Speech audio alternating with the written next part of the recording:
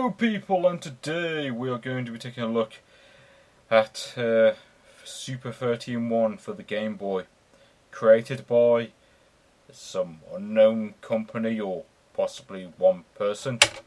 Yes, this is a multi-cart for the Game Boy, and apparently contains 30 games, apparently being the important word, as you will discover later on this video. And yes, first 10 games, 10 per page. Don't really need to go for the other pages yet, do I? First game is The Simpsons, although I think alter the colour palette just to annoy the people watching this, because that's pretty much the one thing I'm good at doing. Black and white, please. Grayscale is generally the best looking by my experience. Besides that, this thing doesn't support colour, as this is the Super Game Boy and not the one on the one the Game Boy, no, the one the thingy had, the GameCube. I don't have a GameCube, let alone a Game Boy player, so. But yes, this is Escape from Camp Deadly, or just Simpsons as the menu calls it, which is the show this is based off. But well, let's just say if you really want to play this game, you're much better off watching the TV show. Even I swear it's like even the new episodes are. As bad as they are, they're still a million times better than this, because at least they're nowhere near as painful. Like, this game is just, I mean, it's one of the worst games I've ever played on the Game Boy. Like, if you don't count the Yong Mac and Soft games, this is probably the worst game I've ever played on the Game Boy. I mean, because it's just, well, it's just virtually unplayable for one thing. Well, not virtually unplayable, but it's not far off. I mean, the level design for one thing is extremely bland. I mean, it's basically just a straight line. Like, it is quite literally just a straight line with some tree branches in the background you can walk on. So, yeah, dynamic. And, yes. And the gameplay basically consists entirely of throwing boomerangs at random gits who weren't even in the show. And, yeah, it is a terrible game. One thing that really annoys me about this game is I remember watching an episode of Games Master where they sort of briefly went over, where basically, for those who don't know, Games Master was sort of a gaming show in Britain, so from the early to late 90s, basically just throughout the 90s. And basically, they there's like a segment in the show where they basically review, or at least attempt to review, a few games, and they just get random people who you've probably never heard of to talk about the game. And they talked about this game, and they gave it high marks, which yeah, I think the term bribery is pretty much applicable there, because let's face it, why else would they give it a high score? And I simply cannot. Yeah, and I can't figure out how to get past that bit, and quite frankly, I don't care to, because the game sucks anyway. So yeah, terrible game, don't even bother playing it. It's so bad, like, it literally makes the NES games look half decent, and that is saying a lot, because those games are terrible as well. In fact, they're actually by the same people. But anyway, Bokujima 2, or Adventure Island 2, if you prefer, or just Adventure Island as it was called on the Game Boy. God knows why they decided to get rid of the 2 for the US version. Really makes no sense to me. But yes, now this game, well, if you are familiar with the NES, you will have probably played this before on the NES. And, well, the Game Boy incarnation is quite similar. Not quite as refined. I mean, the music isn't quite as good. And, obviously, it's in black and white. So, obviously, it's going to be, I'd say it's a bit of a downgrade from the NES version, but if you really want to play Adventure Island 2 on a Game Boy, then well, it only works well enough. I mean, it plays just as well as the NES version, pretty much. And yeah, for those who've never played Adventure Island, the first game was, well, it was basically a Wonder Boy rip-off, and then the second and third games they played sort of vaguely similar, where you basically, you try to get to the end of the level while avoiding the various enemies in the way, or just throwing hammers at them, or whatever works best for you. And yes, gameplay is really quite simple, but it is quite well designed, and that's what I like about it. And yeah, it's basically a very well designed platformer. I mean, you know, this is what The Simpsons would probably be like if it was competently designed. But enough about that game, because I want to purge it from my head sooner rather than later. But yeah, now what really differentiates this from the first game more than anything is that there's a lot more items to use, and you know, you can basically like if you can, you know, like if you collect loads of items and keep them, you can sort of save them for later on in the game, which of course you couldn't do in the first games. It was basically a Wonder Boy port, or Wonder Boy rip-off, whatever you want to call it. I suppose it really counts as both, really, because gameplay is very much similar. But and there was also a fourth game that only got released on the Famicom, which I have played. I wouldn't say it's as good as the other games in the series, but it's still pretty good in its own right. And yeah, and yeah, I'm rubbish at the game, but whatever. That's just me. And well, I think you've seen enough of that game. So let's move on to game number 3, which is RoboCop, based off the movie, obviously. Perhaps not as good as the movie. I mean, the film, of course, is a classic. This game is a mixed bag. It's the best way to describe it. And there's one major flaw with this multi-cart incarnation, as I will point out when I get to it, when that becomes relevant, that is. And basically, well, from what I've been able to play so far, the gameplay pretty much consists of you walking down Detroit and basically shooting everyone because they're all criminals. I mean, I know Detroit has a high crime rate and all that, but I don't think every single person there is a criminal.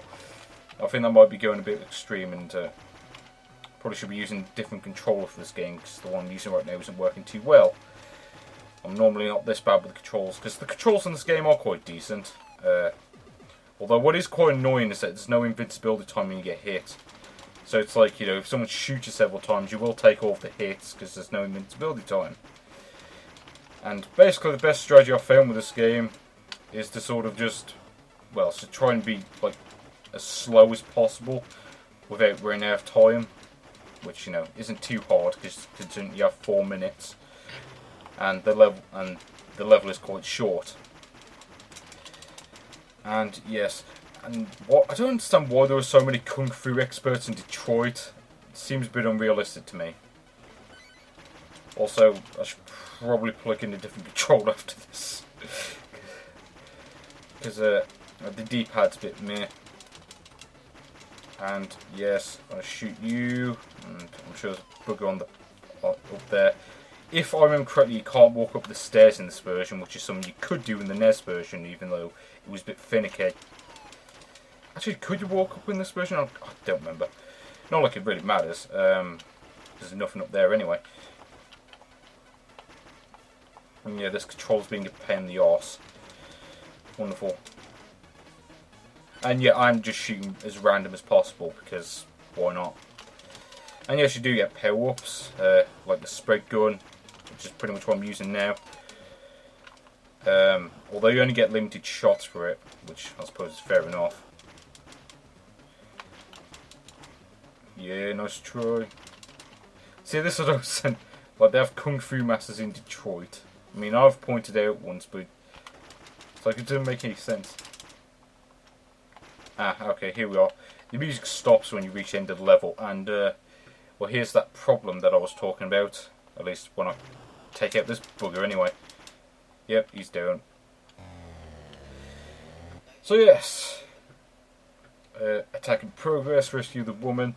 Obviously, the scene from the film where a woman gets, well, we're not going to it here, but if you watch the film, you'll know what scene that's talking about. And yeah, here's the problem. The game just crashes after level 1.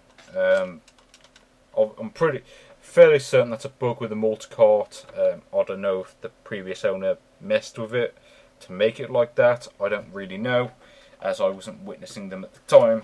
And I'm going to plug in a different controller while I talk about nothing in particular.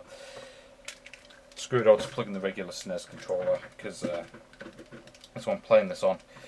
Because I mean, if I recorded this directly from a Game Boy, it would look completely rubbish, and you wouldn't be able to see anything. Hence why I'm using the Super Game Boy. But anyway, yes, Mario Land. I'm sure you can all guess what this is. I don't think I really need to go into what this game is, because I'm sure everyone has played it before, or at least anyone who's played a Game Boy has played it before. I mean, this is pretty much one of the staples of the Game Boy, really. Maybe not quite as refined as the NES games. I mean, not even the second one, which was awesome, but still. But I still quite like this game anyway, because like, at times it feels a bit less refined than the NES games, but at the same time, it still works. Like, everything's still, like, it's still a fun game to play, because at least it's well designed, unlike certain other games I could go into, but won't. It does feel a bit of an oddball compared to most of the other games in the series, though. And click the store here, and starts playing the Can-Can for no apparent reason. But yeah, if you know what Mario is like, you've probably played this game before. If you ever played a Game Boy, like I said, it's quite a short game as well. I mean, possibly even shorter than the NES Super Mario Bros. 1 if you were playing that with the shortcuts, which is saying something. But I'll just quickly show off the bonus games, why not? Bugger.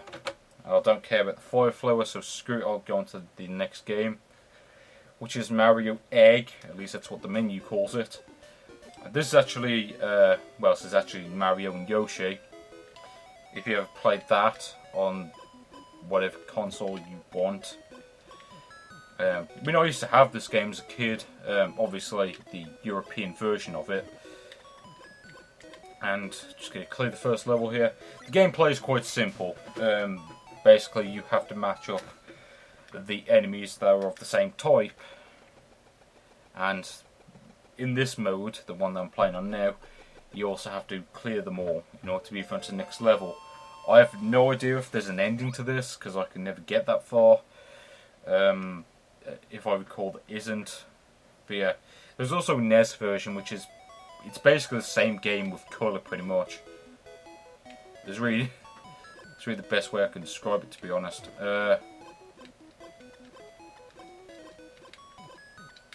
And I'm missing this up really badly. Screw it. I'm sure you can get what this game's like just from playing it or just watching it. And it's quite a good game. Anyway, Battle City. Yes, Battle City. A game that is, well, I'm sure there's some law in China or Taiwan where it's illegal to make a multi-cart that doesn't include this game. I swear, like the Taiwanese or wherever this was made, whoever made this multi-cart, the country that they're from is obsessed with this game. Not that's a bad thing, because it's quite a good game. But I do feel they just get overexposure on the multi-carts, if that makes any sense, which it doesn't. Anyway, the game itself is quite simple. Basically, you drive around the city, and the goal is to blow up the other tanks. I mean, that is the entire game in a nutshell. And there's a grenade, it destroys all the enemies, but it's kind of pointless, because all it really does is reduce the score you get. Especially if there's multiple enemies on the screen. And yeah, if you get shot by an enemy, you're buggered. But yeah, there's really not much more to say about that. And I'm quite frankly sick of seeing it, having played it about a billion times. Hyper Load Runner. So yes, well, this game is kind of like Load Runner, except I can't beat the first level. So it's more like Championship Load Runner in that regard, because I'm rubbish at it. And well, I believe this was a staple on sort of some of the old PCs, like was it the Macintosh? I do not recall. But anyway, the game itself is really quite simple, but it's not a bad game. It's quite a fun game if you like simplistic puzzle games. Even if this bug keeps taking the stuff I need to collect to beat the level.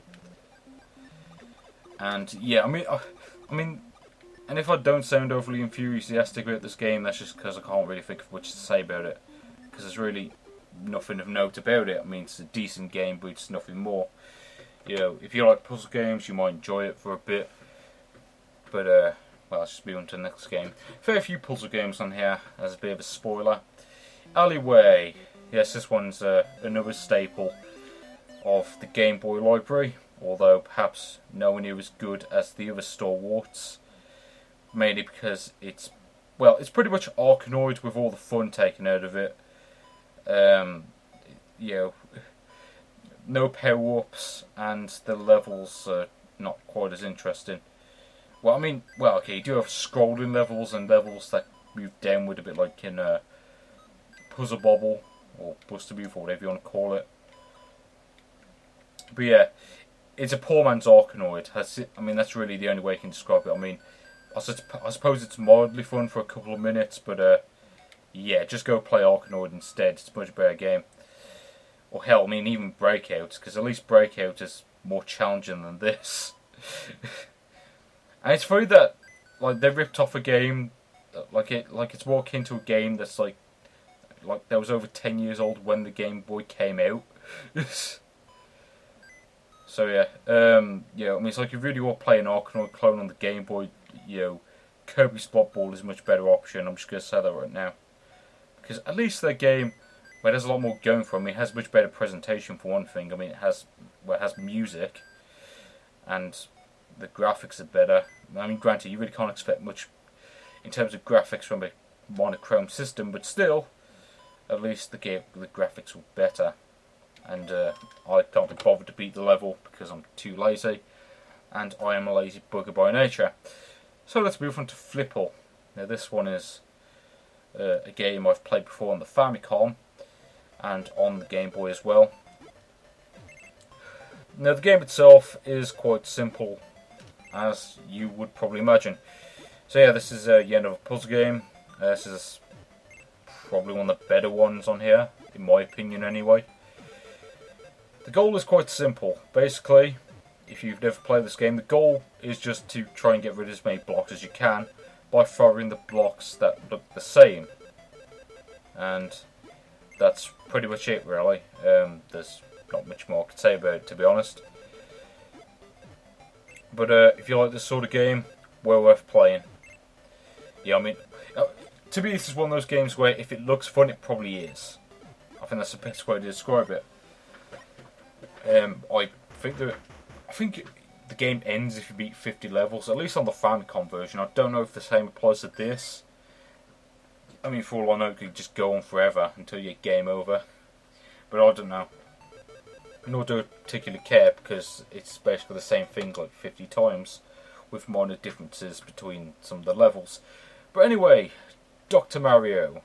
Well, I'm sure you all know what Dr. Mario is. I mean, there's really not a whole lot to say about it. You know, you match up the pieces, and well, that's it really. You match up the ones that are the same colour, or I suppose in this game, in this case, the same shade of grey. I was going to shoehorn a 50 Shades of Grey reference into this, but I can't be bothered. And it wouldn't really make any sense anyway, because I've never read it. But anyway, yeah, the game itself is quite simple. I'm sure a lot of you have played Dr. Mario at some point or another.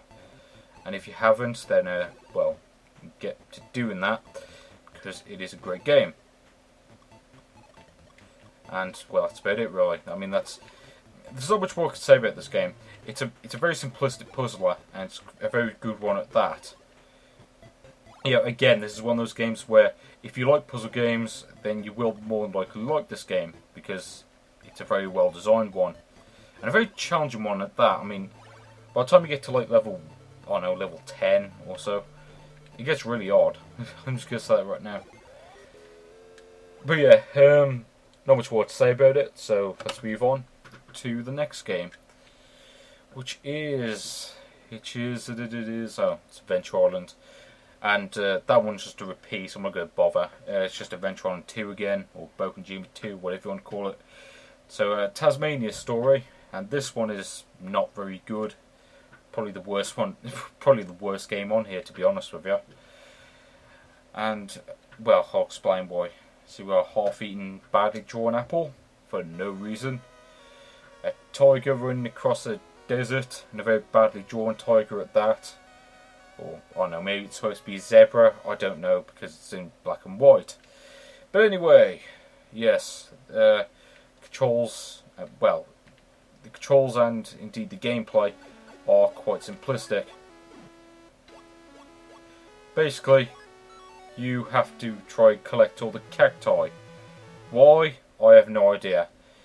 And basically I find this game just an absolute pain in the arse to play. Because it's just bad. Because it's like, yeah, like that. It's like, to me it's like Mappy, except very badly designed. I mean, it's like if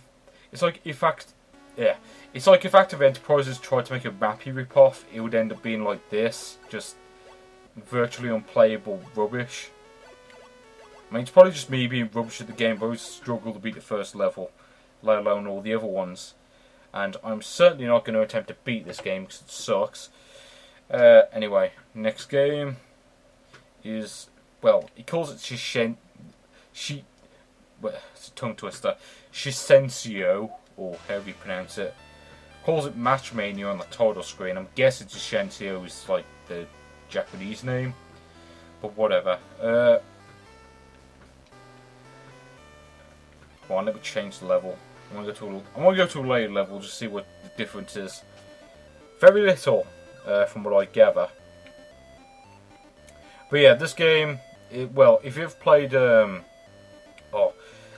reminds me of another game called Tiles of Fate, which is a pretty obscure, unlicensed Famicom game. Sorry, NES game. Made by, can't remember the name now. Well, screw it.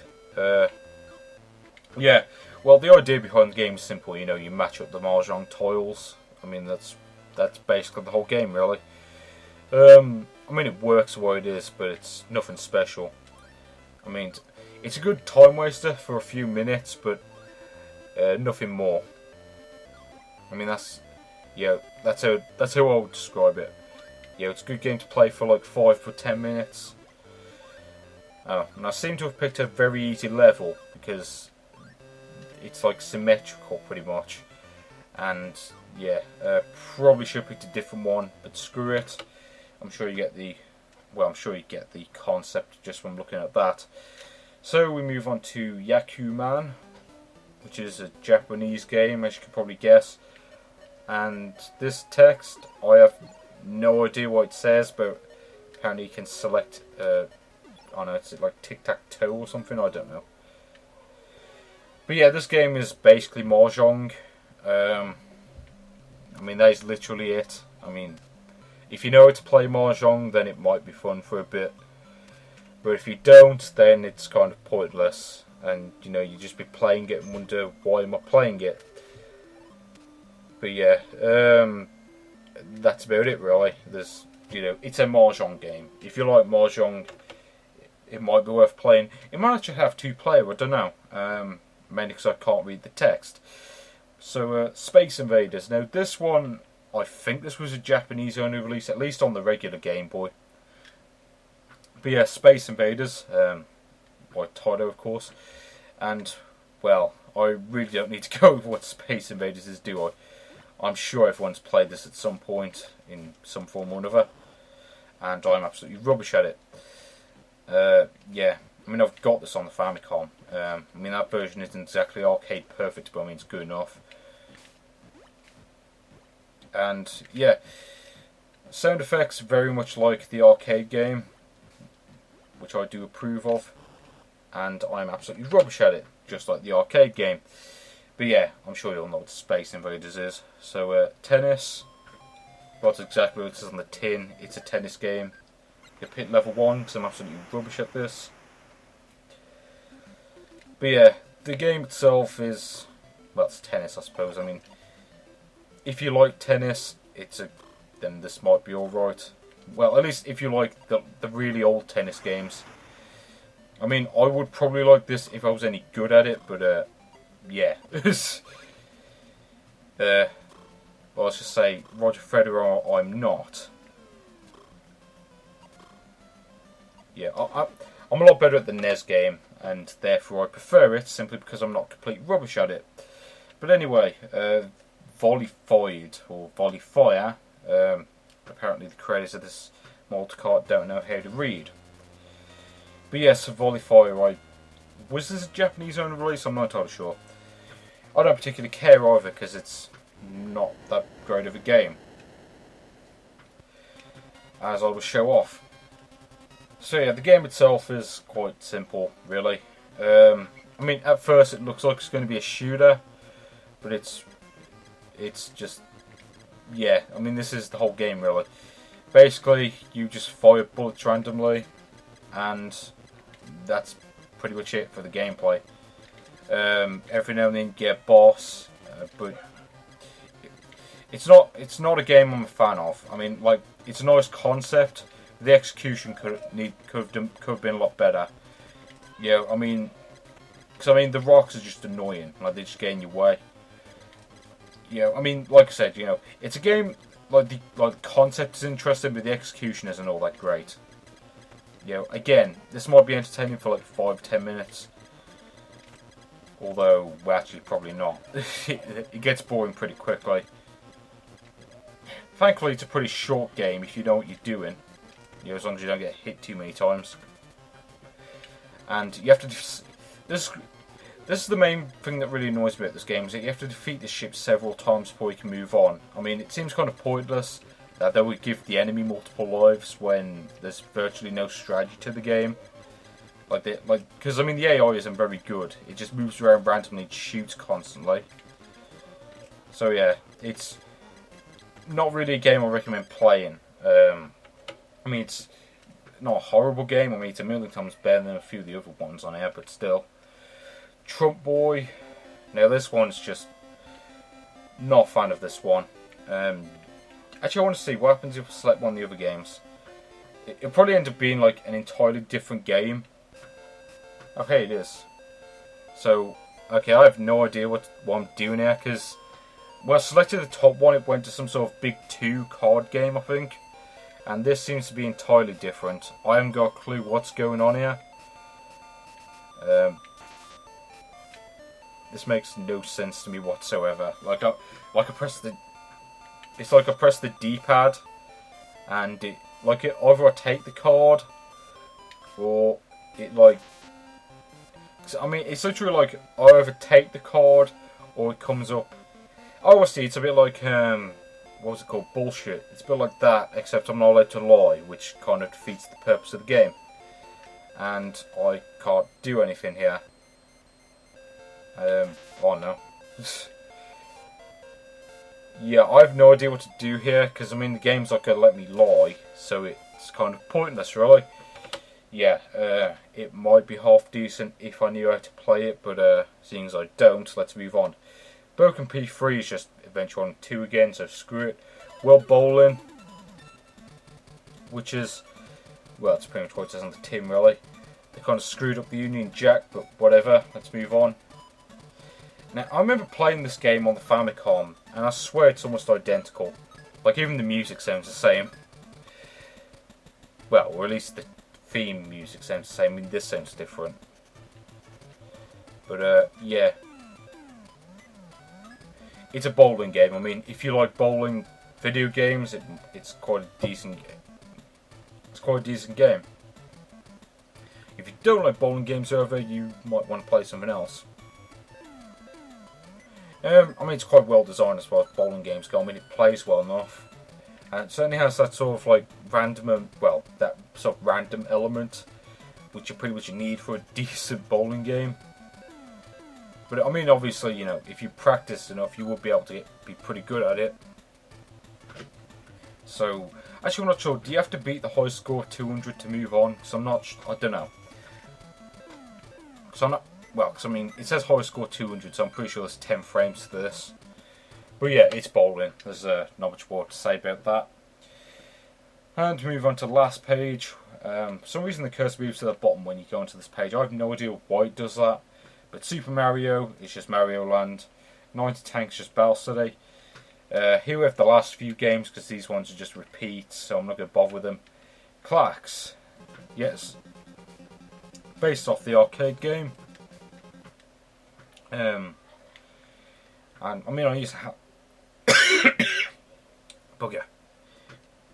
But yeah, I mean, I used to have this on the PlayStation, where it was basically sort of,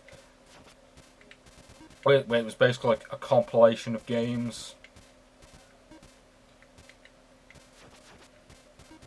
Yeah, I mean, it was basically, you know, there's a compilation of games, and one of them was this. So come on. Gonna try to see if I can match 5 in a diagonal.